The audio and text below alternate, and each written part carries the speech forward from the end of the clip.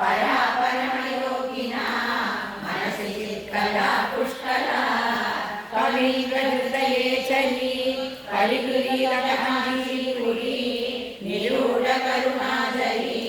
नीललोकरक्षाकरी मनःपदप्रियसी मदनशासनप्रेयसी महागुणकरीयसी मम दृशोऽसुनीकीयसी धनेन नरमावगे करजनानसेवामगे न चाबलमयामगे भवभयान्न दूरामगे श्रीरामतनुमगे तदा मनसि किं च काञ्चीरथ स्मरान्तककुटुम्बिनी शरणवल्लभो वासना सुरापरिजनामगो मनसि जाय वैरायते त्रिविष्टमनिनन्दिनी कुजलडी सकेलीगिरी गिरसुरभयोभय तरुणिमादरिद्रस्य वा कडाक्षशरणौ शरणं निबदितस्य कामाक्षिते पवित्रयशरत्रयी विबुधबोधजीवादुभिः पुरत्रयविमर्दिनः पुरतकञ्चुलीदायिभिः भवक्षयविचक्षणैर्व्यसनमोक्षणैर्वीक्षणैः निरक्षरशिरोमणिं करुणयैव कामाक्षिमा कदा कलिदकेलना करुणयैव काञ्चीपुरे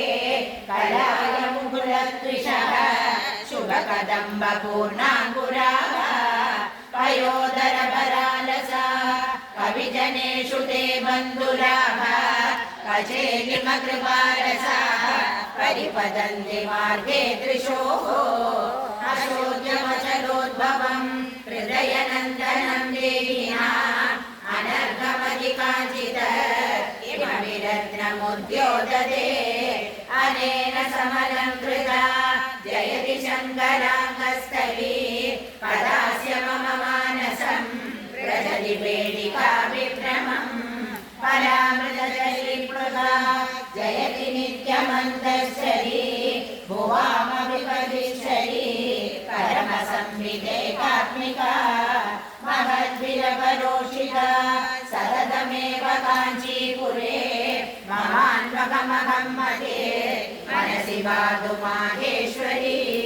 तमो विविनदाविनं सततमेव काञ्चीपुरे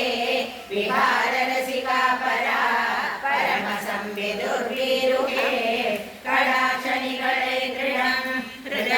हृदयदुष्टदन्तावरं चिरं नयतु मामकम् त्रिपुरवैरिसीमन्दिनी त्वमेव सति चण्डिका त्वमसि देवि चामुण्डिका त्वमेव परमातृका त्वमभियोगिनी रूपिणी त्वमेव किल शाम्भवी त्वमसि कामकोटी जया त्वमेव विजया त्वयि त्रिजगदम्ब किं ब्रूमहे परे जननि पार्वती प्रणतपालिनी प्रातिभा प्रदात्री परमेश्वरी त्रिजगदाश्रिते शाश्वते त्रयम्बककुटुम्बिनी त्रिपदसङ्गिनी त्रिक्षणे त्रिशक्तिमयि वीक्षणं मयि देहि कामाश्रिते मनोमधुकरोत्सवं विदधति मनीषाजुषा स्वयं प्रभववैखरी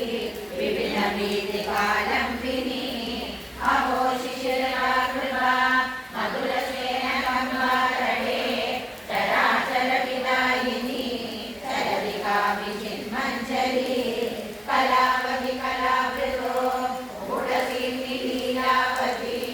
कृपावति महेश्वरी मोहने भास्वती प्रभावति रमे सदा महितरूपशोभावती त्वरावति परे सदा गुरुकृपामुदारावती त्वयैव जगदम्बया भुवनमण्डलं सूयते त्वयैव करुणात्रया तदविलक्षणं